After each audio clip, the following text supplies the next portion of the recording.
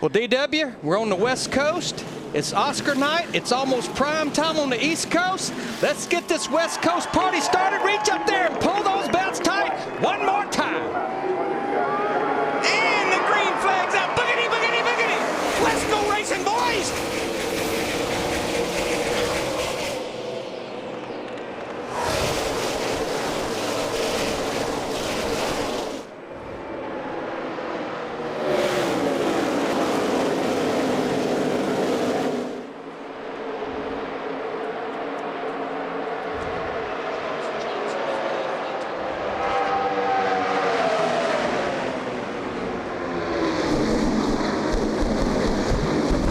Angie Harmon waved the green flag, and here they come.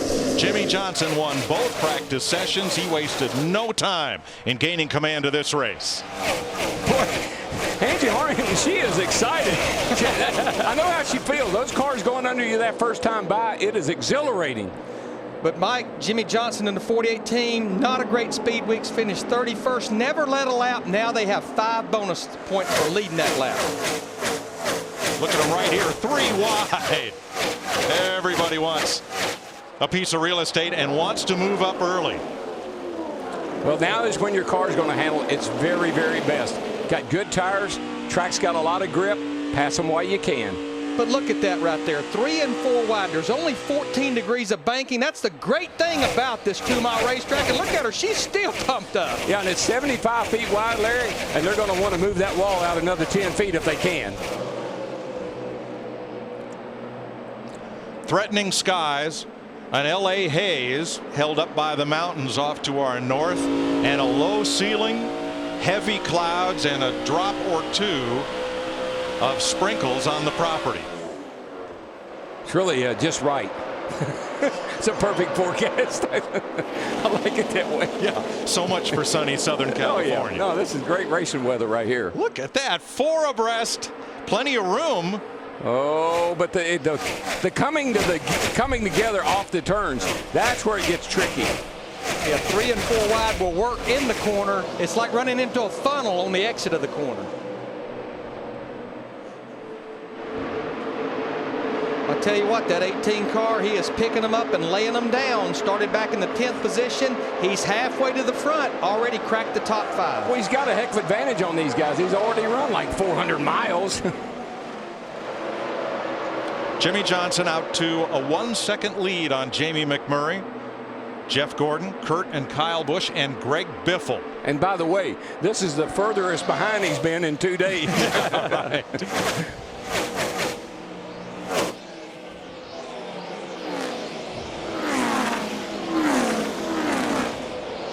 Second place. Oh, brother, where art thou? Move over. Excuse me, 4th place. Kurt holding off Kyle Busch. Next week, NASCAR on Fox goes to their hometown, Las Vegas. I'd be pretty encouraged if I was Roger Penske and the Penske group with the way Kurt's running right now. This may be as good a run as I've seen them have on a track this size in maybe a year, Larry. It's been a while. Well, and I think they struggled with this car we're racing full time. They struggled last year at the 1.5 2-mile racetracks. They knew they needed to come out of the box, and caution is on the Speedway lap 5. Robbie Gordon may have brushed the wall up between turns 3 and 4. Not sure, but we are under caution at lap 5. I'm pretty sure he brushed it. I just don't know if it hurt anything or not, because he was up there with it, amongst it. And that erases Jimmy Johnson's 1+ second lead. So only 5 laps complete. Will they pit? We'll let you know in a minute. The Auto Club 500 on Fox, presented by Quaker State. Tough enough for race day, tough enough for every day. Real durable oil. And sponsored by Subway. The big event is back. Any regular footlong for just $5. Subway. Eat fresh. By Sprint. Get NASCAR Sprint Cup Mobile only from Sprint, only on the Now Network. And by the all-new 09 F-150. It's not just a new truck, it's a new F-150. Caution is out for the first time today. Yep, Digger's been here. The caution was not for Robbie Gordon. He did not brush the wall. The caution was for sprinkles in turn number 4. The treadless tires on these cars mean they don't race in the rain. But we're under the first caution, and Larry, half the field, 22 cars, elected to make pit stops. And that doesn't surprise me. You know, we knew the guys at the front of the pack would not want to give up that track position. But if you're at the back of the pack, you really never pass up an opportunity to put Sunoco fuel in that car to keep that thing as full as you possibly can. In the perfect world for those 22 cars, they hope we run 5 or 6 laps that would put another additional 5 or 6 laps on the tires of like the 48 and the 26. They come to pit road under caution. You stay out then and you gain that position back. All right, we're going to add a lap of caution. Ryan Newman's car has lost its transponder. He's going to come to pit road. They'll put a new one on, and he'll get his position back. Hey, who's your favorite driver? Oh, Dale Jr. I wonder where you got that haircut.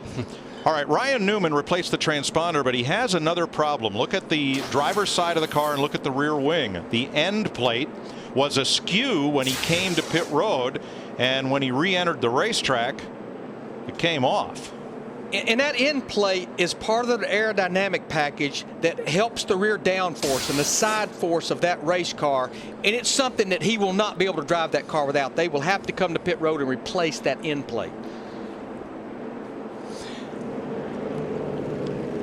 Now, in the NASCAR rule book, the end plate is a required element on both ends of that wing. They have a choice of 2.